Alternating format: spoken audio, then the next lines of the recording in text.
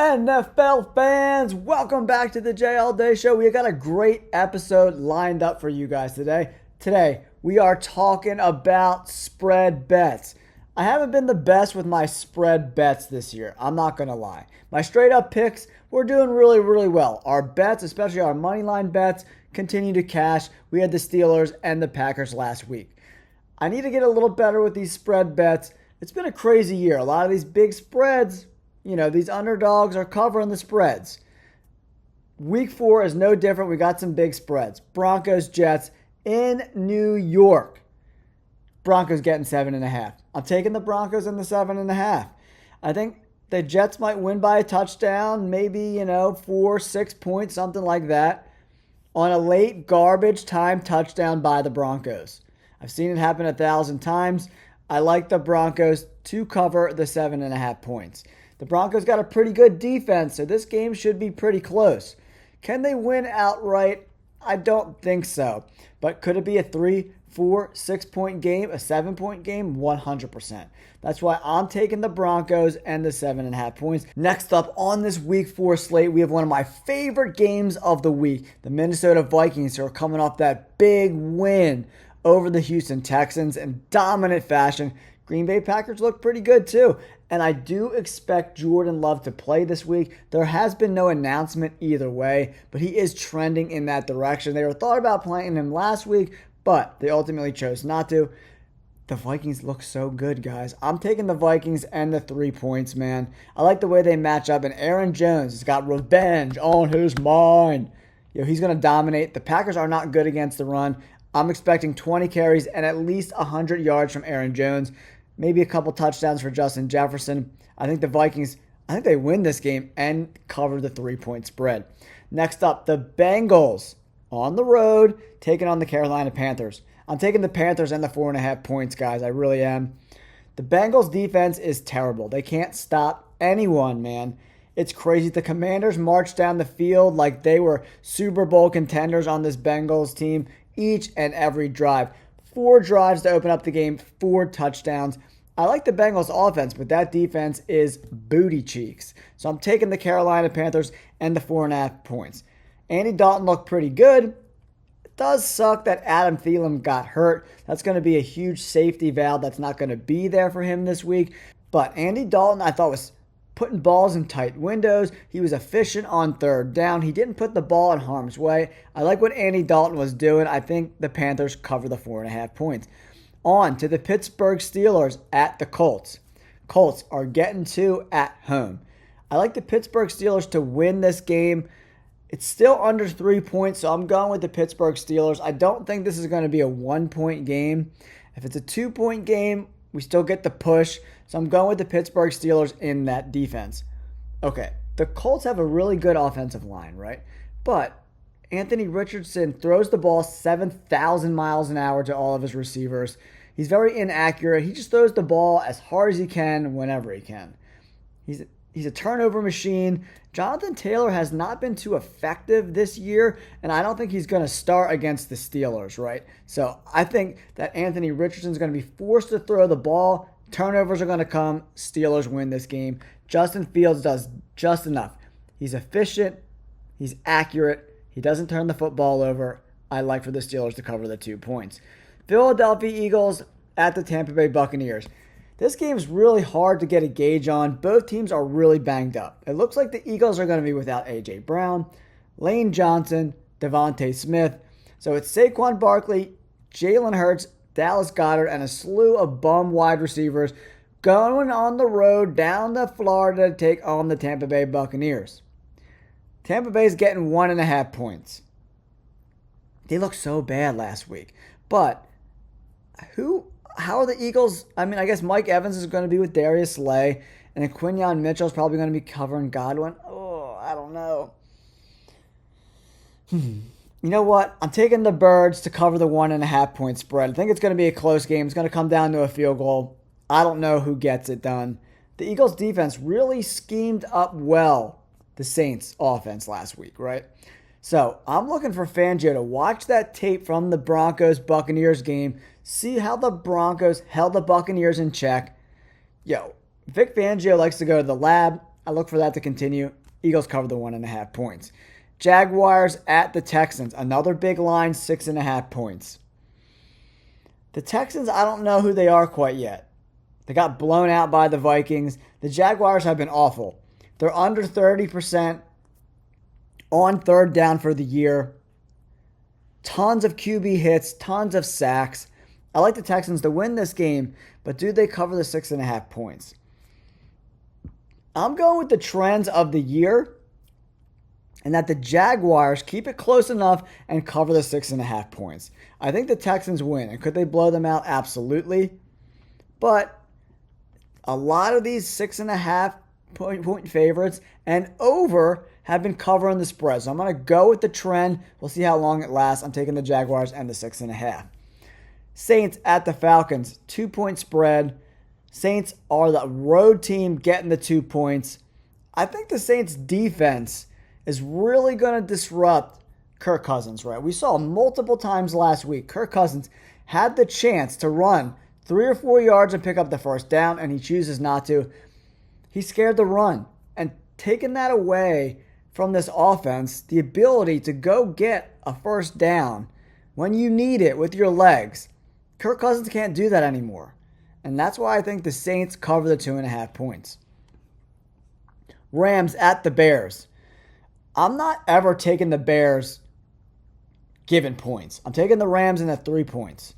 The Bears have been inefficient on offense. They can't run the ball. They can't really pass the ball either. Caleb Williams continues to throw the ball way too much and too many interceptions. The Rams somehow came from behind and beat the 49ers on, the F squad. Sean McVay is such a better coach than what anything the Bears are bringing to the table. I like the Rams to cover the 3 points. Patriots, 49ers, 10.5 points is a huge spread. But the Patriots got blown out by the Jets last week. The 49ers look like they're getting healthy-ish. Looks like Kittle's going to play. Still no Deebo Samuel, but no Christian McCaffrey. I think the Patriots can cover this 10.5 points. 10.5 points is a lot. I don't think any team has covered 10 points yet this year. So I'm going with the New England Patriots to cover the 10.5. Next up, this is a really exciting game that's kind of going under the radar this week. It's the Washington Commanders on the road versus the Arizona Cardinals. This game is going to be a lot of fun. We got two really young, very interesting offenses with some really big playmakers. Trey McBride, James Conner, Marvin Harrison, and then we got Zach Ertz, we got Brian Robinson Jr., we got Terry McLaurin, Jaden Daniels. Woo! That's some offensive firepower. But we got two booty cheeks defenses, right? This is going to be a high-scoring game in my opinion. But Cliff Kingsbury is now the offensive coordinator for the Washington Commanders. Former head coach of the Arizona Cardinals. He's got revenge on his mind. He wants to sink those teeth in. And he's going to put up a shit ton of points, man. And I'm going with the Commanders for the upset to win outright and cover the 3.5 points, baby. Chiefs at the Chargers. Here's my injury list. Look at all these injuries, guys. Look at all of them. Joe Alt, starting right tackle. Left tackle, Rashawn Slater, pec injury. MCL for Alt. Herbert was in a walking boot. He's hurt. Joey Bosa, hip injury. Derwin James suspended. If the Chiefs don't win this game, the NFL is 100% rigged. There's no chance. How could they beat this team with no Herbert, Bosa, Alt, or Slater? If those guys are all out, there's no way they have a chance to win this game. They are already one of the bottom 10 rosters talent-wise in the NFL. They're well coached, but the Chiefs are looking good. They got the blonde bomber running the ball.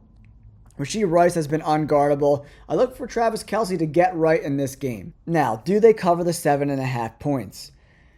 I think the Chargers are going to have a lot of trouble moving the ball without Justin Herbert. I don't think he plays, but who knows? Harbaugh might throw him out there on one leg and get him hurt again, because that's what happened last week. They threw him out there. He got hurt again. How many times is this going to happen? I don't know. I think you do a mulligan here. Let the Chiefs destroy you. Get Justin Herbert healthy. That's what I would do. Give yourself a chance to be better later in the year. Let Herbert get healthy, for Lord's sake. Chiefs win this game and they cover the 7.5-point spread. Browns at the Raiders. The Raiders at home getting 2 points. I'm taking the Raiders at home getting the 2 points. The Browns' offensive line is in complete shambles. He got sacked, 8 times last week versus the Giants. I'm hoping Max Crosby plays and kind of disrupts that offensive line a little bit. But I think the Raiders bounce back. They're just a better team. The Browns' defense is good, but Myles Garrett is having issues with both of his feet. I like the Raiders in this spot. I do.